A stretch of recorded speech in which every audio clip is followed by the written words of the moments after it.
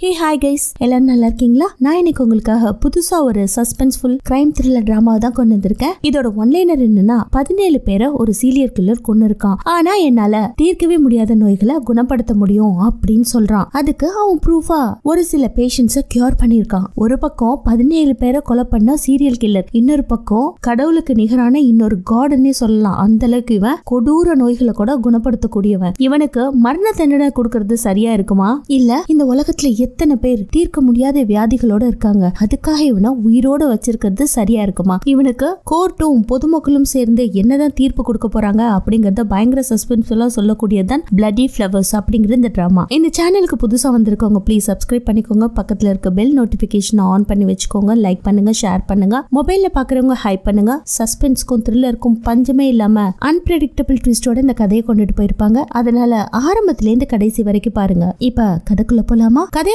ஆரம்பத்துல ரேடியோல ஒரு விஷயம் ஒளிபரப்பாகுது. அது என்னன்னா, இதுவரை 10 பேர் காணாமல் போயிருக்காங்க. அது சீரியல் கில்லரோட வேலையா இருக்குமா இல்ல கிட்னாப் பண்ணிருப்பாங்களா என்ற போலீஸின் சந்தேகம் அப்படின்னு ஒரு நியூஸ் ஒளிபரப்பாயிட்டே இருக்கு. இரவு நேரங்க. அந்த சமயத்துல சரியான மழை. ஒருத்தர் கொடையை பிடிச்சிட்டு நடந்து போயிட்டே இருக்காரு. ஐயோ சுத்தமா நனைஞ்சு போயிட்டேனே அப்படின்னு அவர் வீட்டுக்குள்ள போனவரு கொடையெல்லாம் மடக்கிட்டு உதவிக்கிட்டே போறாரு. பின்னாடி ஒருத்தன் தொப்பி போட்டுட்டே போறான். பின்னாடி போனவன் ஃபர்ஸ்ட் போனவன கொஞ்ச நேரம் அமைதியா இருக்கியா அப்படின்னு சொல்லிட்டு கழுத்துல ஒரு இன்ஜெக்ஷன் சொருக. அவ்வளவுதான். ஃபர்ஸ்ட் போனவன் மயக்கம் போட்டு விழ, ரெண்டாவது போனவன் தான் அந்த சீரியல் கில்லர். அவனோட பேர் லீ வாங் ஜாம். இவன் சாதாரண சீரியல் கில்லர் இல்ல, ஒரு ஆய்வு செய்யற சீரியல் கில்லர் அப்படின்னு வாய்ஸ் ஓவர்ல ஒலிக்குது. அடுத்த செகண்ட் பாழடைஞ்ச ஒரு பெரிய பில்டிங்க காட்டுறாங்க. அந்த பில்டிங்குள்ள இப்ப கடத்திட்டு போனவன வாயிலெல்லாம் துணி வச்சு கட்டி போட்டு ஸ்ட்ரக்சர்ல படுக்க வச்சு பிளட் எடுத்துட்டு இருக்கான். அதுவும் 4 பாட்டில் பிளட். அந்த ஹோல் பில்டிங்கே காட்டுறாங்க. ஒரு மாதிரி கும்மிருட்டா இருக்கு. அதுல ஆபரேஷன் தியேட்டர் செட்டப், சர்ஜிக்கல் நைஃப்ல இருந்து எல்லா எக்யூப்மெண்ட்ஸும் இருக்குங்க. அப்ப அந்த இடத்துக்கு வந்து, நான் உன்னை கொல்லலாம் வரல, உன்னோட ரத்தம் மட்டும் தான் எனக்கு தேவை அப்படின்னு சொல்லிட்டே இந்த ஆபரேஷன் செய்யறதுக்கான எக்யூப்மெண்ட்ஸ் எல்லாம் தள்ளிட்டு வரான். அதுல இருந்து அந்த சர்ஜிக்கல் நைஃப் எடுக்க அப்படியே வெளியில காட்டுறாங்க. போலீஸ் பேட்ரோலே அங்க வந்து குவியுது. மொத்த பேரும் ஃபாஸ்டா இறங்கி இந்த கொட்டிட்டு இருக்க மழையில கடகடன்னு அந்த பில்டிங்குள்ள நுழையறாங்க. உள்ள பாத்தீங்கன்னா கும்மிருட்டு. டார்ச் அடிச்சுட்டு போகும்போது வந்துட்டு இருக்க வண்டியில ஒரு அட்டானியும் வந்திருக்கா. அவளோட பேர்ச்சா. எல்லாருமே அந்த பில்டிங்கை சுத்தி வளைச்சு சில பேர் அந்த பில்டிங்குள்ள போய் துப்பாக்கியும் கையுமா நின்னுட்டு இருக்காங்க. அதுல ஒரு போலீஸ் ஆபீசர் ஒரு ரூம்குள்ள போக பின்னாடியே சாவும் ஃபாலோ பண்ணி வராங்க. அப்ப இந்த போலீஸ் ஆபீசர், நீங்க தனியெல்லாம் போகாதீங்க, ரொம்ப ரிஸ்க் அதிகம், கொஞ்சம் பொறுமையா இருங்கன்னு சொல்ல கேட்காம அவங்க பாட்டுல போயிட்டு இருக்கும்போது அதை கேட்ட அந்த போலீஸ் ட்ரூப் சுத்தி வளைச்சுக்கிட்டு முன்னாடியே அந்த ரூம்குள்ள ஓபன் பண்ணிட்டு போறாங்க. உள்ள பாத்தீங்கன்னா கில்லர் நின்னுட்டு இருக்கான். அவன் இப்போ ஆபரேஷன் பண்ணிட்டு இருக்கிறது நல்லாவே தெரியுது. உள்ள போன உடனே ஹேண்ட்ஸ் அப்னு சொல்ல, அந்த நேரத்துல அவன் பொறுமையா திரும்பி பார்த்து, பிளஷர், இவ்வளவு சீக்கிரமா வருவீங்கன்னு நான் எதிர்பார்க்கவே இல்லை, எனக்கு கொஞ்சம் ஆபரேஷன் செய்ய வேண்டியது இருக்கு அப்படின்ற மாதிரி சொல்ல, டே கையில வச்சிட்டு இருக்க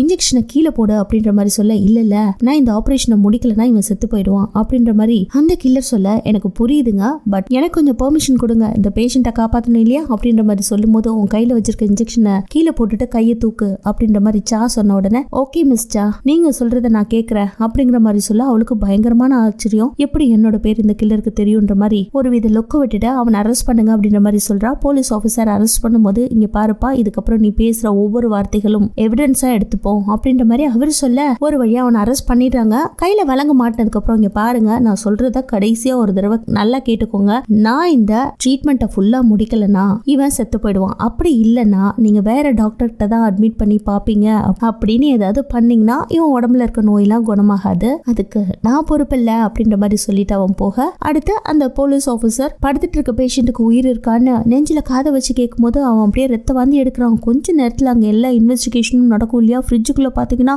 கட்டா பணத்தை பார்சல் பண்ணி வச்சிருக்கான். அதை பார்த்துட்டு சா மூக்க மூடிக்கிறா. அதே சமயத்துல நிறைய பாடிஸ் எல்லாம் இருக்கு. அது மட்டும் இல்ல, இப்போ உயிரோட ஒரு பேஷண்ட்டையும் நாங்க கைப்பற்றி இருக்கோம், எங்களுக்கு ரெஸ்கியூ டீம் வேணும் அப்படின்னு கார்ட்லெஸ்ல சொல்றதை கேட்டுட்டு, ரெஸ்கியூ டீமா, நான் அவனை ரெஸ்கியூ பண்ணாம இந்த உலகத்துல யாராலையும் ரெஸ்கியூ பண்ண முடியாதுன்னு சொல்லிட்டு உட்காந்துட்டு இருக்கா. அடுத்த சீன் கோர்ட்ல காட்டுறாங்க. வேற ஒரு கேஸுங்க. அது ஒரு அசால்ட் கேஸ்ன்னு நினைக்கிறேன். அத பயங்கர சக்சஸ்ஃபுல் அட்வொகேட் ஒருத்தர் இருக்காரு. அவரு ரொம்ப பெரிய அட்வொகேட். அவரோட பேர் பார்க். அவரு கேஸ கம்ப்ளீட் பண்ணி கைதியை வெளியில கூட்டிட்டு வரும்போது பிரஸ் மீடியாலாம் வந்து பேட்டி எடுப்பாங்க இல்லையா. அப்ப உங்களை ஏன் அரெஸ்ட் பண்ணல, ஏன் உள்ள வைக்கல, உங்களுக்கு ஏன் தண்டனை கொடுக்கல அப்படின்ற மாதிரி கேள்விகள்லாம் கேட்க, அது எல்லாத்தையுமே வாதாடிட்டாங்க, தீர்ப்பும் கொடுத்துட்டாங்க அப்படின்ற மாதிரி அந்த கைதி சொல்ல, அதுக்கு டக்குன்னு பார்க் வந்து, எங்களையும் கொஞ்சம் நம்புங்க, போலீஸ் இன்வெஸ்டிகேஷன் நடந்துட்டு இருக்கு, நல்லபடியா தான் இந்த கேஸை முடிப்போம் அப்படின்ற மாதிரி சொல்ல, அதுக்கு மீடியா பர்சன்ஸ்லாம் இவன் பணம் கொடுத்தா கேஸை எப்படி வேணாலும் டிஃபைன் பண்ணுவான் அப்படின்ற மாதிரி பின்னாடி பேசுறத கேட்காத மாதிரியே ஸ்மார்ட்டா கிளம்புறாரு. இப்ப அவர் போயிட்டு இருக்கிறது ஹாஸ்பிட்டலுக்கு. அவரோட பொண்ணு தீர்க்கவே முடியாத ஒரு டிசீஸ்ல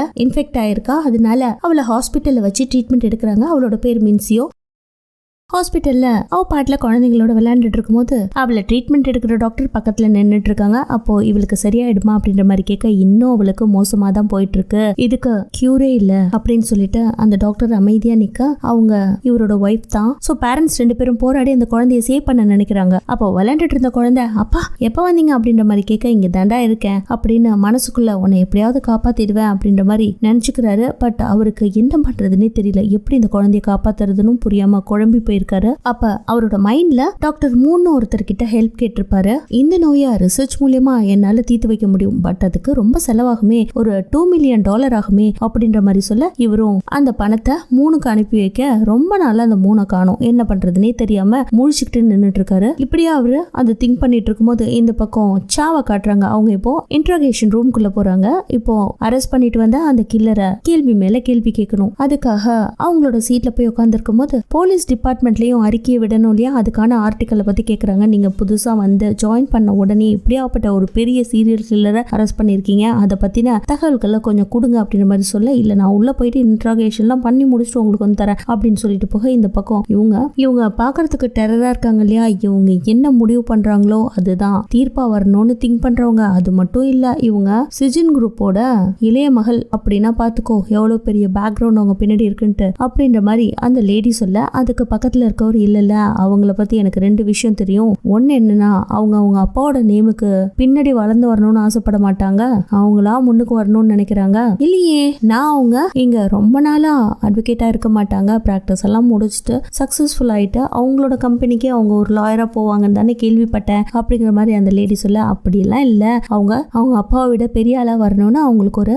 எய்ம் இருக்கு அப்படின்ற மாதிரி சொல்றான். அடுத்து 2வது விஷயம் என்ன அப்படின்ற மாதிரி அந்த லேடி கேட்க, அதுதான் அவங்களோட நேச்சரே, ஒரு விஷயத்துல அவங்க இறங்கிட்டாங்கன்னா அதை முடிக்காம விட மாட்டாங்க அப்படின்ற மாதிரி சொல்றான். அதே சமயத்துல கில்லரை காட்டுறாங்க. கில்லரை கேள்வி கேட்கறதுக்கு இவங்க உள்ள நுழைய, அவன் கண்ணாடிக்கு அந்த பக்கம் இருக்கான். அப்ப போலீஸ் ஆபீசர் பக்கத்துல நின்றுட்டு, அவன் கொஞ்சம் டேஞ்சரு, பார்த்து இருந்துக்கோங்க, ஆனா ஒரே ஒரு சின்ன டவுட், எப்படி அவனுக்கு உங்களோட பேர் தெரியும் அப்படின்ற மாதிரி கேட்க, அதை கேட்கறதுக்கு தான் நானே உள்ள போறேன் அப்படின்ட்டு சொல்லிட்டு உள்ள போறாங்க. சோ போன உடனே முதல் கேள்வி அதை கேட்க, அதுக்கு கியாம், நான் உங்களை பத்தி ஒரு ஆர்டிக்கல்ல படிச்சிருக்கேன் அப்படின்னு சொல்ல, 2வது கேள்வி, நீங்க இது வரைக்கும் 10 கொலைகள் பண்ணிருக்கீங்களா அப்படின்ற மாதிரி கேட்க, கியாம் அதுக்கு நான் கொலையே பண்ணலையே அப்படின்ற மாதிரி சொல்ல, என்னங்க சொல்றீங்க, உங்களோட ரூம்ல அவ்வளோ டெட் பாடிஸ் இருந்துச்சு, கொலை பண்ணலன்னு சொல்றீங்க அப்படின்ற மாதிரி சொல்ல, டக்குன்னு அவன் நோட் பேட் எடுத்து 17 - 17 இப்போ என்ன ஆன்சர் வருது சொல்லுங்க அப்படின்ற மாதிரி கேட்க, என்னோட டைமை நீங்க வேஸ்ட் பண்ணிட்டு இருக்கீங்க அப்படின்ற மாதிரி கில்லரை பார்த்து சத்தம் போட, நான் தான் உங்க டைமை சேவ் பண்ணிட்டு இருக்கேன், நீங்க ஆன்சர் மட்டும் சொல்லுங்க, அதுதாங்க உண்மையான ஆன்சரே அப்படின்ற மாதிரி கில்லர் சொல்ல, 0ன்றாங்க. ஆமாங்க, இதான் உண்மை, நான் ஒன்னும் மகாத்மாவெல்லாம் கொல்லல,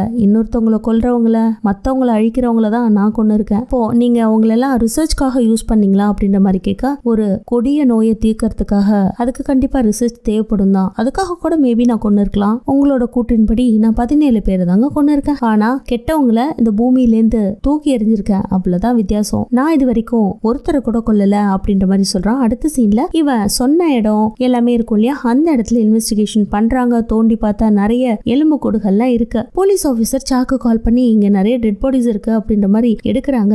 அத சா கேட்டுட்டு, இல்ல 17 டெட் பாடிஸா, அந்த கிரவுண்ட் ஃபுல்லா தேடுங்க அப்படின்ற மாதிரி சொல்ல, பயங்கரமான தேடுதல் வேட்டை போயிட்டு இருக்கு. பரபரப்பா டிவிலயே ரிலே ஆயிட்டு இருக்கு. இந்த பக்கம் குழந்தைய பாக்குறதுக்கு அப்பா வராரு. அவ ரொம்ப சந்தோஷமா அவரை பார்க்க அழகான பொம்மையை வாங்கிட்டு வந்து பிரசன்ட் பண்றாரு. இந்த சமயத்துல, சரி கொஞ்ச நேரத்துல நான் வரேன், இவ்வளவு பாத்துக்கோங்கன்னு சொல்லிட்டு அவங்களோட ஒய்ஃப் வெளியில போக, அந்த சமயத்துல குழந்தைகிட்ட உட்காந்து ரொம்ப பாசமா பேசிட்டு இருக்காரு. அப்போ அந்த குழந்தை, அப்பா நாம எல்லாம் ஒன்னா இருக்க மாட்டோமா, ஒரே வீட்டுல வாழ மாட்டோமா ஃபர்ஸ்ட் மாதிரி அப்படின்ற மாதிரி கேட்க, அதுக்கு கொஞ்ச நாள் ஆகும், இங்க ஒரு சின்ன ட்ரீட்மெண்ட் உனக்கு போகுது, அது சரியானோன்னா நம்ம எல்லாரும் ஹாப்பியா ஒரே வீட்டுல வாழலாம், ஓகேவான்ற மாதிரி கன்வின்ஸ் பண்றாரு. அடுத்த சீன்ல அவ தூங்குற வரைக்கும் கிட்டக்கே இருந்துட்டு அவ தூங்குறத பார்த்து ரசிச்சுட்டு ஒரு வித பயத்தோட அங்கிருந்து வேலைக்கு போறது வழக்கம். அடுத்து இவரு ரிப்போர்ட்டர் ஜோவை மீட் பண்ண போறாரு. சோ கால் பண்ணி வரலாமான்ற மாதிரி பெர்மிஷன் கேட்க, அடுத்த சீன்ல அவங்க 2 பேரும் மீட் பண்றாங்க. இப்போ ஃபேமிலியை பத்தி எல்லாம் விசாரிச்சுட்டு, அப்படியே இவர் ஃபர்ஸ்ட் ஃபாலோ பண்ண அந்த ஜெஃப்ரி கேஸை பத்தி, ஏங்க ஒரு பெரிய ப்ரொடியூசர் தானே, அவரை நீங்க டீல் பண்ண விதம், அந்த கேஸ்ல ஜெயிச்ச விதம் எல்லாத்தையும் நான் ஃபாலோ பண்ணிட்டு இருக்கேன், அந்த கேஸாலே நீங்க ஒரு பெரிய ஃபெமிலியர் ஆயிட்டீங்க தெரியுமா, ஆனா நான் ஒரு முக்கியமான விஷயம் உங்ககிட்ட டிஸ்கஸ் பண்ணதான் கூப்பிட்டுருக்கேன். ஆக்சுவலா நீங்க உங்க பொண்ணுக்கு இருக்க நோயை பத்தி கவலைப்பட்டீங்க இல்லையா, ஆனா இப்போ ஒரு சீரியல் கில்லரை நாங்க அரெஸ்ட் பண்ணியிருக்கோம். அந்த சீரியல் கில்லருக்கு தீர்க்க முடியாத நோய்களை தீர்க்கக்கூடிய ஃபார்முலாவை கண்டுபிடிச்சு வச்சிருக்கோம். ஆனா கொடுமை என்னன்னா இவன் ஒரு 17 பேரை கொலை பண்ணிட்டு நான் 0 பேரை தான் கொலை பண்ணிருக்கேன், ஒருத்தரையும் கொல்லல அப்படின்ற மாதிரி சொல்லியிருக்கான். சோ இவன் குழப்பி பேசுறது மட்டும் இல்லாம என்னால தீர்க்க முடியாத நோய் எல்லாம் தீர்க்க முடியும் அப்படின்ற மாதிரி சொல்றான். இல்ல டாக்டர் மூணையும் இவன் தான் கொண்டு இருக்கான் அப்படிங்கிறது தெரிய வருது அப்படின்ற மாதிரி சொன்னோன்னா, என்னது மூணையும் கொண்டுட்டானா, யார் அவன், ஐயோ அந்த 3 இருந்தா என் பொண்ணு பொழைச்சிருப்பாளே அப்படிங்கிற மாதிரி இவன் திங்க் பண்ணிட்டு இருக்கும்போது அப்படியே பிளாஷ்பேக்கை காட்டுறாங்க. அந்த சீரியல் கில்லர் மூணோட கழுத்துல ஏதோ சொருகிற மாதிரி இருக்கு.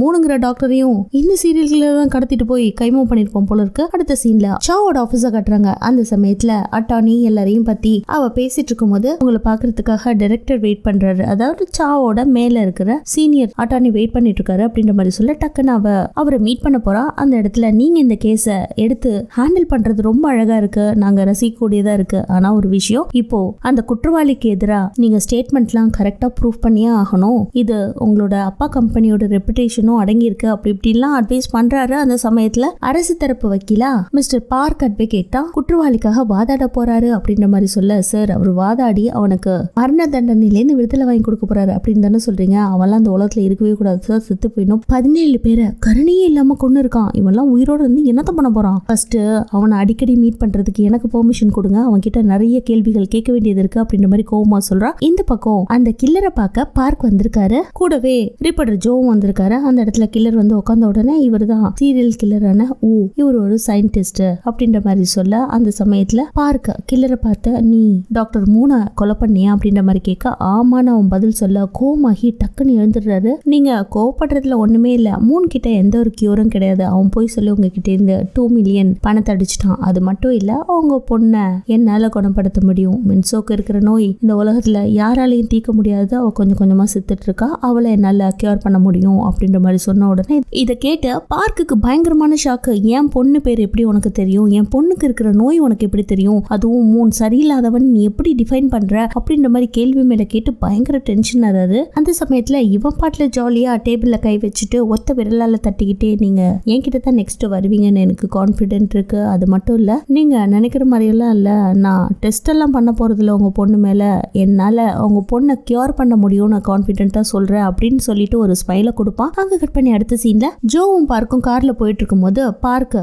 யோசிச்சுக்கிட்டே ஜோவை பார்த்து, உனக்கும் அந்த கில்லருக்கும் என்னடா டீலிங் இருக்கு அப்படின்ற மாதிரி கேட்க, நான் தான் ஆல்ரெடி உங்ககிட்ட சொல்லியிருந்தேன் இல்லையா, அவனை ஆல்ரெடி கேள்வி கேட்கறதுக்கு அட்டானி சா போயிருந்தாங்க, அப்ப எல்லா விஷயத்தையும் நான் தெரிஞ்சுக்கிட்டேன், ஆனா அவனை அரெஸ்ட் பண்றதுக்கு ஒரு வாரத்துக்கு முன்னாடி எனக்கு கால் பண்ணி இந்த தகவலை சொன்னா, எனக்கு அப்ப புரியல, ஆனா அதை பத்தி ஆர்டிக்கல் எழுத ஆரம்பிச்சுட்டேன், நான் தான் அந்த கேஸை பத்தி போலீஸ்ல கம்ப்ளைண்ட் கொடுத்த உடனே அவங்க அதை ரிசர்ச் பண்ணி அவனை அரெஸ்ட் பண்றதுக்கு ஒரு வாரம் ஆச்சு, ஆனா அவனை அரெஸ்ட் பண்ணதுக்கு அப்புறம் தான் ஒரு சீரியல் கில்லர்னே தெரிய வந்துச்சு, ஆனா ஒரு விஷயம் என்னன்னா அவங்க கிட்ட மெடிக்கல் மிராக்கிளே இருக்கு, அவன் கான்பிடன்ஸா சொல்றான், அதுதான் ஒன்னும் புரியல அப்படின்ற மாதிரி பார்க்கிட்ட சொன்ன உடனே சரி ஈஸியா அவன் ஒரு பேஷண்ட்டை வச்சு ஏதோ எக்ஸ்பெரிமெண்ட் பண்ணிட்டு இருந்தான் இல்லையா, ஆபரேஷன் மாதிரி, அவரு இப்ப ஹாஸ்பிட்டல்ல இருக்காரு, அவரை போய் விசாரிக்கலாம் அப்படின்ற மாதிரி அங்க போறாங்க. அதுக்குள்ள இந்த பக்கம் போலீஸ் ஸ்டேஷன்ல காட்டும் போது சா இன்வெஸ்டிகேஷன் ரிப்போர்ட் எல்லாம் பார்த்துட்டு இருக்கா. அதுல இருக்க சம்மரியில அவன் பண்ண கொலைகள்லாம் இருக்கு, அது மட்டும் இல்ல போலீஸ் ஆபீசர் இவன் யூஸ் பண்ண ஏதோ ஒரு கெமிக்கல் எல்லா பாடிஸ்லயும் இருக்கிறதாகவும், அந்த கெமிக்கல் யூஎஸ்ஏல கண்டுபிடிச்ச மாதிரியும், அதை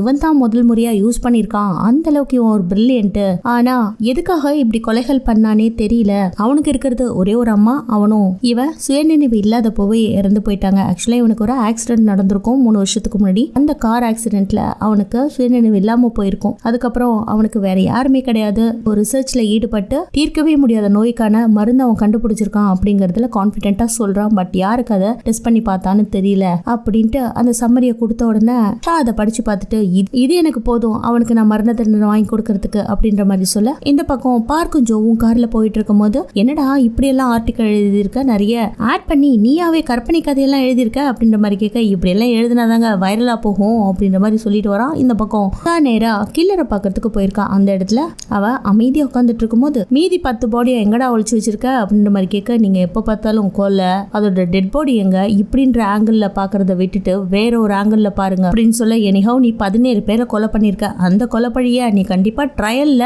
நான் கெட்டவன்களை தான் கொன்னேன் அப்படின்ற மாதிரி சொல்ல போற. ஆமா உண்மைதான், நான் இந்த ஊர் மக்களை சேவ் பண்ணிருக்கேன், என்னங்க குழந்தைத்தனமா பேசிட்டு இருக்கீங்க அப்படின்ற மாதிரி இவன் கேட்க, இல்ல நீ உன்னை ரொம்ப பெருமைப்படுத்திக்கிறதெல்லாம் நிறுத்து, நீ ஒரு கொலைக்கார ப்ராசிக்யூட்டர்ச்சா கொஞ்சம் நிறுத்துங்க, நான் பேஷண்ட்ஸை சேவ் பண்ணிருக்கேன், அதுவும் இன்க்யூரபிள் டிசீஸ் உள்ள பேஷண்ட்ஸ், அவனுங்க செத்தாதான் மத்தவங்க பொழைக்கவே முடியும், அப்படிப்பட்ட இக்கட்டான ஒரு கண்டிஷன்ல தான் அவங்கள அவங்கள நான் கொல்ல வேண்டியது இருந்துச்சு. நீ 1000 2000 பேரை காப்பாத்தி இருந்தாலும் பரவாயில்ல, 17 பேரை கொலை பண்ணிருக்க, நீ ஒரு கொலைக்கார, அதுவும் சீரியல் கில்லர் அப்படின்னு சொல்லும் போது டக்குன்னு அவன் எழுந்து போறான். அதை பார்த்துட்டுச்சா, உட்காரு, நான் உன்னை எழுந்து போக சொன்னா? நான் உன்னை எழுந்து போக சொன்னாதான் நீ எழுந்து போகணும், உன் இஷ்டத்துக்குலாம் எழுந்து போக கூடாது. சரி அதெல்லாம் விடு, அவங்களெல்லாம் எங்க புதைச்சு வச்சிருக்க அதையாவது சொல்லு, அதை நீ கோர்ட்லயே சொல்லு அப்படின்னு சொல்லிட்டு அவ கிளம்பி போக இந்த பக்கம் ஸ்மைல் பண்ணிட்டு, நீங்க வந்த விஷயம் முழுசா முடிவடையலன்னு நினைக்கிறேன், என்கிட்ட இருந்து உண்மையை வாங்க முடியல, அதான் டக்குன்னு நீங்க கிளம்பி போயிட்டீங்க அப்படின்ற மாதிரி சொல்ல அவளும் நக்கலா சிரிச்சுட்டு போறா. அதுக்கு அடுத்து இவனை எப்படியாவது தூக்குல ஏத்தணும் அப்படின்னு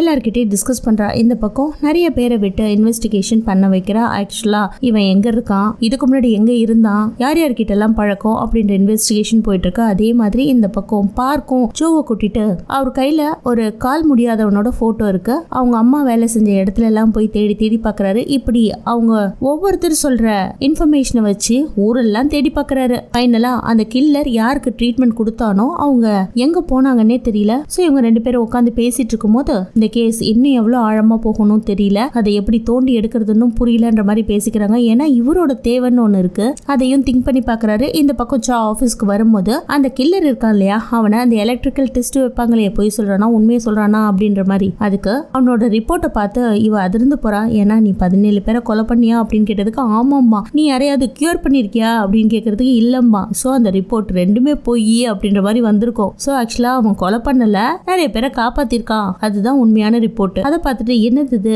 ரொம்ப ஃபிஷியா இருக்கேன்னு இவ்வளவு திங்க் பண்ணிட்டு அவன் பாடிஸ் எல்லாம் எங்க புதைச்சு வச்சிருக்கான்னு தேடுங்க அப்படின்ற மாதிரி ஆர்டர் கொடுத்துட்டே போயிட்டு இருக்கா. அடுத்த சீன்ல திரும்பவும் அவனை கேள்வி கேட்க போயிருக்கும் போது ஒரு ஃபைலை தூக்கி போட்டுட்டு, நீ என்ன ஹீரோயிக் ஆட்டிடியூட் எல்லாம் காட்டிட்டு இருக்க, ஒரு கேள்வியை கேட்டா அதுக்கான உண்மையான பதில சொல்ல முடியாதா, நீ மாத்தி மாத்தி சொல்லி அந்த மிஷின் தப்புன்னு சொல்லணும், அதை பார்த்து நான் சர்ப்ரைஸ் ஆகணும், இதான உன்னோட எய்ம், நீ என்ன மாத்தி சொன்னாலும் உனக்கு தூக்கு தண்டனை கன்ஃபார்ம் அப்படின்னு கில்லரை பார்த்து சொல்ல அவன் ஸ்மைல் பண்ணிட்டு அமைதியா உட்காந்துருக்க. சரி சரி, உன்னை இப்படி எல்லாம் கேள்வி கேட்க கூடாது, நீ இது வரைக்கும் நிறைய பேரை காப்பாத்திருக்கேன்னு சொல்லியிருக்க இல்லையா, அவங்க எல்லாம் யாரு, அவங்களோட டீடைல்ஸ் கொஞ்சம் சொல்லு, எதுக்காக காப்பாத்துன, எப்படி காப்பாத்துன அப்படின்னு கேட்ட உடனே அவனுக்கே அதிர்ச்சி ஆயிடுது. இது வரைக்கும் கொலை, டெட் பாடிஸ், போனத்தை புதைச்சிட்டேன் அப்படின்னு தான் பேசிட்டு இருந்தீங்க, சீரியஸா இந்த தடவை தான் கரெக்டான கேள்வியை கேட்டிருக்கீங்க அப்படின்னு சொல்லிட்டு, இப்போ ஒரு செடி வளர்க்குறோம்னா அது செத்து போயிடும் இல்லையா, அது சரியா தண்ணி ஊத்தல, ஏதோ ஒரு மெயின்டெனன்ஸ் குறைபாடுனால செத்து போகும், அதுக்கு நான் தயாரிச்ச அந்த கெமிக்கலை ஊத்தி பார்த்தேன், அந்த ஃபார்முலா உடனே மறுநாள் ஃப்ரெஷ் ஆகி புது பூக்களே உண்டாயிருச்சு, ஓ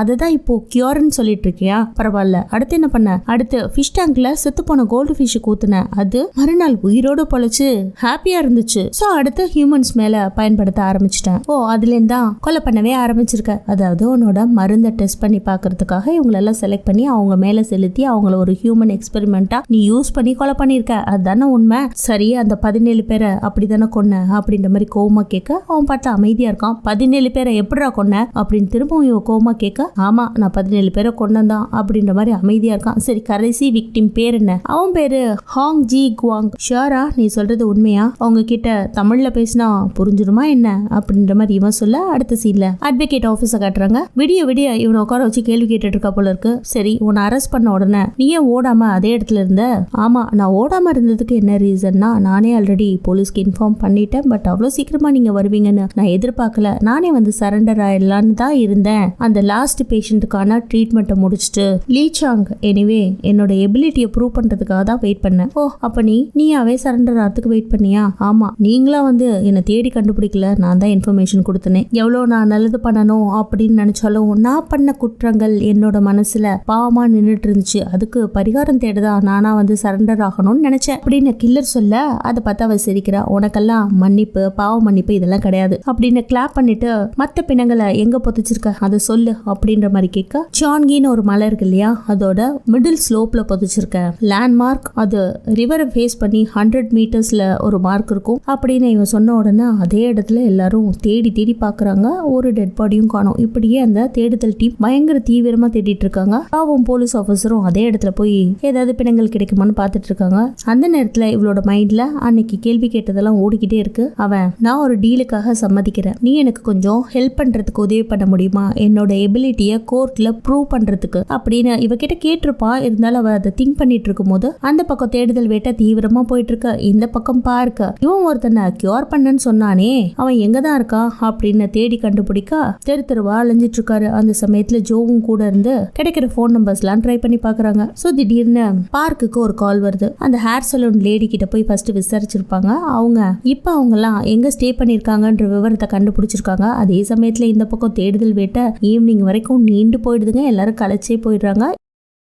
இந்த பக்கம் பார்க்க அந்த சலூன் லேடி சொன்ன அட்ரஸ்க்கு போலான்ட்டு குறிப்பிட்ட வீட்டோட காலிங் பெல் அடிச்சு பாக்குறாங்க. கதவை தட்டி பாக்குறாங்க. அங்க யாருமே காணும். அதே சமயத்துல இந்த பக்கம் தேடுதல் வேட்டை தீவிரமா போயிட்டு இருக்கு. அப்போ ஒரு டெட் பாடி கூட கிடைக்கல. சோ இதுக்கு முன்னாடி அவனை வச்சு கேள்வி கேட்கும் போது, என்னை வச்சு காமெடிக்கு படி பண்ணலையேடா, நீ பொழைச்சு போறதுக்காக என்கிட்ட டீல் பேசுவியா அப்படின்ற மாதிரி கேட்டிருப்பா. அதுக்கு அவன் சிரிச்சுட்டு, என்னோட கேஸ் தான் உன்னோட கெரியரே ஸ்ட்ராங் பண்ண போதுன்னு எனக்கும் தெரியும். அப்படி இல்லைன்னா வசதி வாய்ப்பு வாய்ந்த உங்க அப்பாவையே எடுத்துக்கிட்டு நீ தனியா நின்னு போராடுவியா என்ன அப்படின்னு சொல்ல உடனே கட்டுப்பாயிடுறா. ஏண்டா என்னோட பர்சனல் வரைக்கும் நீ ஆராய்ஞ்சு பார்த்துட்டு தான் எனக்கு முன்னாடி உட்காந்து பேசிட்டு இருக்கியா அப்படின்ற மாதிரி கேட்பா. இதே சமயத்துல இந்த பக்கம் பார்க் தேடி போனவங்க எது தப்புல வராங்க. ஜோ நல்லா தூங்கிட்டு இருக்கும்போது அவர் மட்டும் கீழே இறங்கி போறாரு. அப்ப அந்த அம்மா போய் அந்த வீட்டு கதவை திறக்கிறாங்க. அவங்க தானே அது எப்படி அவங்க கிட்ட போய் பேசுறது அப்படின்னு யோசிச்சுட்டு நிக்கும் போது அம்மா அப்படின்ற குரல். பார்க்கும் பின்னாடி திரும்பி பார்த்து அப்படியே ஆச்சரியப்படுறாரு. அதே சமயத்துல இந்த பக்கம் டெட் பாடிஸ போலீஸ் கண்டுபிடிச்சிருது. அதுக்கப்புறம் இங்க வாங்க, ஷவல் எடுத்துட்டு வாங்க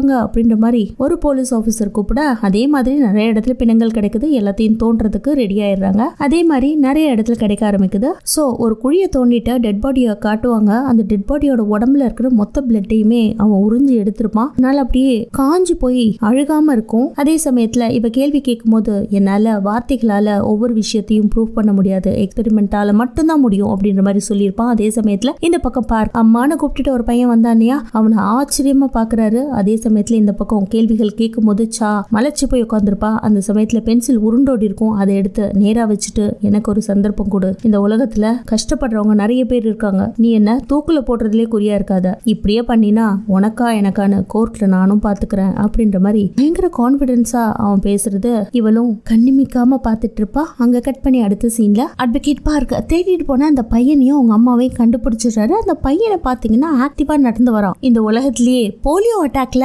பாதிக்கப்பட்ட கால்கள் இதுவரைக்கும் குணமானதா சரித்திரமே இல்ல. ஆனா அவன் ரொம்ப நார்மலா நடந்து வரத பார்த்துட்டு ஷாக் ஆகி போய் நிக்கிறாரு. நீ தானப்பா காங்சோ அப்படின்ற மாதிரி கேட்க, ஆமான்ற மாதிரி அந்த பையன் சொல்ல, அம்மாவோ நீங்க யாருங்க அப்படின்ற மாதிரி பயப்படுறாங்க. இந்த பக்கம் லா அண்ட் ஆர்டர்ல கான்ஃபரன்ஸ் நடக்குது. அதுல சா வந்து இது மாதிரி கில்லர் சொன்ன இடத்துல போய் டெட் பாடிஸ் எல்லாம் கலெக்ட் பண்ணிருக்கோம், இதுதான் அதோட ஸ்கல்ஸ், ரிமைனிங் பார்ட்ஸ் எல்லாம் எங்க இருக்குன்னு அவன் சொல்ல மாட்டேங்கிறான். இந்த பொம்மை கூட விளையாடுற மாதிரி கேட்கிற கேள்விக்கு நேரா பதில் சொல்லாம சுத்தி வளைச்சுதான் பேசுறான். எந்த மலையிலமா நீங்க போய் கண்டுபிடிச்சிங்க அப்படின்ற கேள்வியை ஒருத்தர் எழுப்ப, மலையோட பேரை சொல்லி அந்த இடத்துல எங்களை அலைய விட்டுட்டான். ஃபைனலா இந்த ரிமைனிங்ஸ் தான் நாங்க எடுத்தோம், இதான் உன்னோட வாக்கு மூலமா அப்படின்ற மாதிரி அங்க இருக்க பெரிய ஜட்ஜ் கேட்க, ஒரு செகண்ட் அவனை கேள்வி கேட்கும் போது, சா நீங்க இந்த பென்சில் இருக்கு இல்லையா, இந்த பக்கம் என்னோட சைடு வந்து பாருங்க, நான் பல பேரோட உயிரை காப்பாற்றக்கூடிய மருந்தை கண்டுபிடிச்சு வச்சிருக்கேன், எனக்காக ஒரு ட்ரையலுக்கு நீங்க ஏற்பாடு பண்ணுங்க, பணமே வாங்காம பல பேரோட உயிரை நல்லா காப்பாற்ற முடியும் அப்படின்ற மாதிரி சொல்லியிருப்பான். அதை நினைச்சு பார்த்துட்டு இவ அவனுக்கு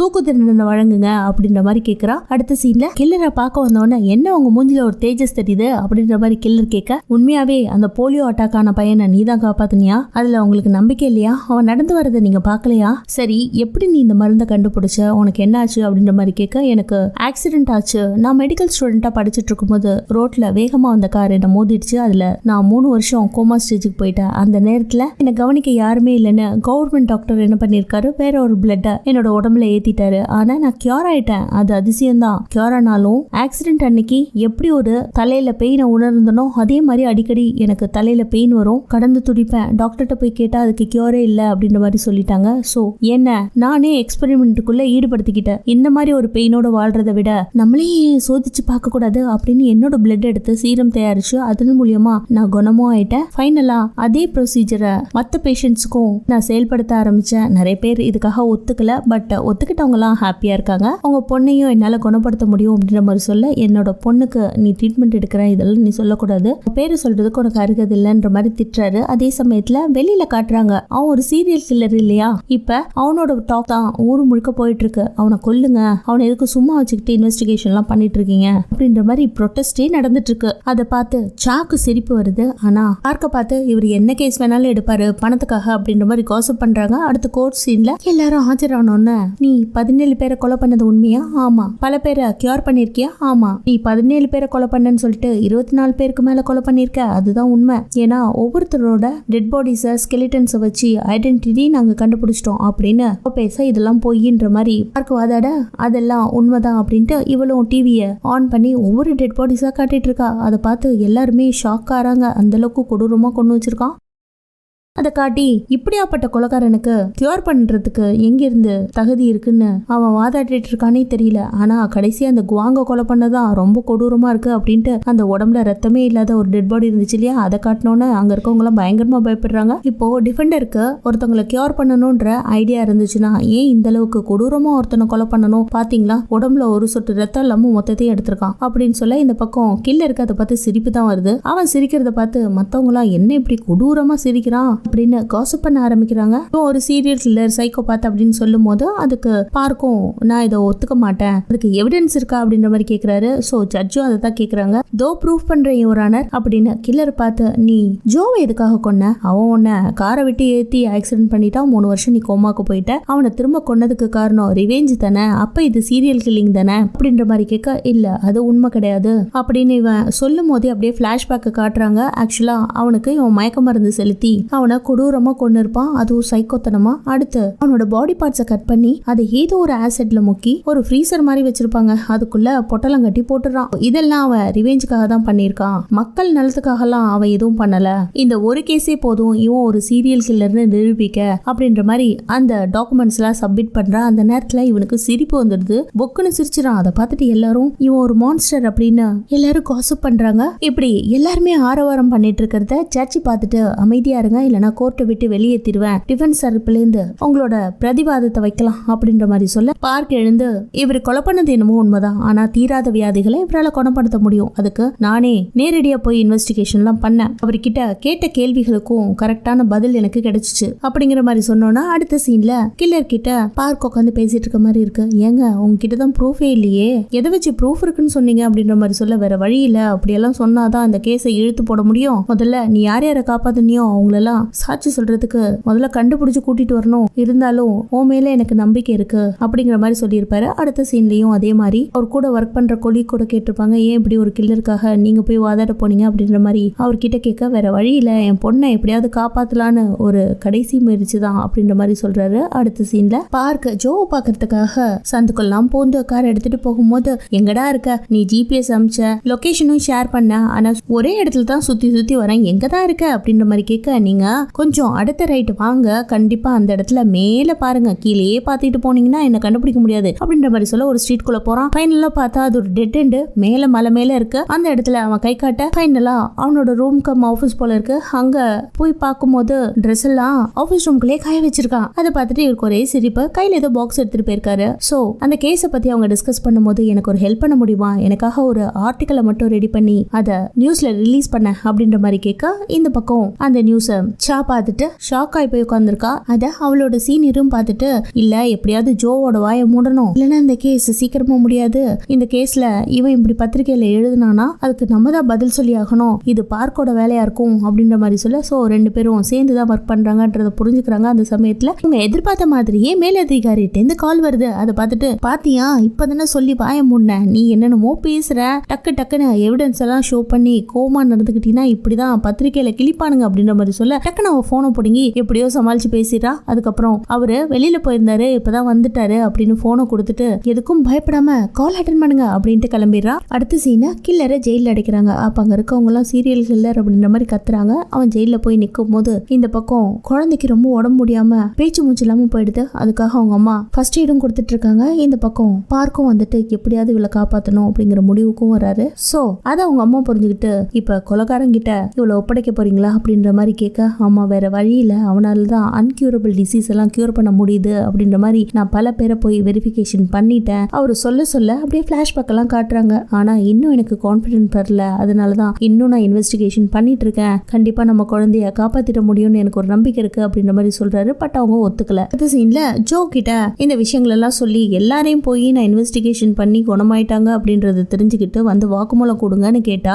யாருமே வந்து வாக்குமூலம் கொடுக்கறதுக்கு ஒத்துக்கல. இன்னும் எத்தனை கேசஸ் நம்ம போய் பார்க்க வேண்டியது இருக்கு அப்படின்ற மாதிரி அவங்களுக்குள்ள ஒரு டிஸ்கஷன் பண்றாங்க. இந்த பக்கம் ஜெயில அவன் கிரவுண்ட் வாக்கிங் வரும்போது மத்தவங்க எல்லாம் இவன் தானே அந்த சீரியல் கில்லர், 17 பேரை கொலை பண்ணானோ, பயங்கரமான ஆளு அப்படின்ற மாதிரி காசிப் பண்ணிக்கிறாங்க. அதுல ஒரு குரூப்பும் இருக்கு. அடுத்த சீன்ல பார்க் அந்த சீரியல் கில்லரை மீட் பண்ண வர, நீ கியூர் பண்ண ஒருத்தரா நான் போய் மீட் பண்ணாலும் பயங்கர சேலஞ்சிங்கா இருக்கு, யாரும் சாட்சி சொல்ல வரமாட்டாங்க. பை சான்ஸ் அவங்க சாட்சி சொல்ல வந்தா உனக்கு ட்ரையலுக்கு ஒரு சான்ஸ் இருக்கு, நீ யாராவது ஒரு பேஷண்ட்டை கியூர் பண்ணலாம் அப்படிங்கிற மாதிரி சொல்ல, கண்டிப்பா அது உங்க பொண்ணாதான் இருக்கும், மென்சோவா தான் இருக்கும் அப்படின்ற மாதிரி அவன் சிரிச்சுக்கிட்டே சொல்ல, சரி எனக்கு ஒரு விஷயத்த நீ கிளியரா சொல்லு, இத்தனை பேரை நீ கியூர் பண்ண இல்லையா, அதுக்காக எதுவும் ரெக்கார்ட்ஸோ நோட்ஸோ எழுதி வைக்கலையா அப்படின்ற மாதிரி கேட்க, எழுதி வச்ச அது ஒரு ரெட் நோட் புக், அந்த நோட் புக்கையும் கண்டிப்பா போலீஸ் சீஸ் பண்ணியிருக்கோம், நீங்க எவிடன்ஸ் ரூம்ல போய் செக் பண்ணீங்கன்னா அது இருக்கும் அப்படின்ற மாதிரி சொல்ல, இவனும் டார்ச் எடுத்துக்கிட்டு ஒரு டார்க் ரூம்குள்ள போய் தேடி பாக்குறான். பார்க்க அந்த சமயத்துல லைட் ஆன் பண்ணும்போது தான் தெரியுது அது கில்லரோட வீடுன்னு. அதுல நிறைய ஃபைல்ஸ் இருக்குங்க. ஒரு ஃபைல்ஸா இவரும் எடுத்து பாக்குறாரு. அதுல பேட்டன் டிசீஸை கியூர் பண்ணக்கூடிய ஃபார்முலா கூட அவன் எழுதி வச்சிருக்கான். அதை பார்த்துட்டு இவருக்கு ஒரு ஹோப் வருது. அது மட்டும் இல்ல, கில்லர் ஒரு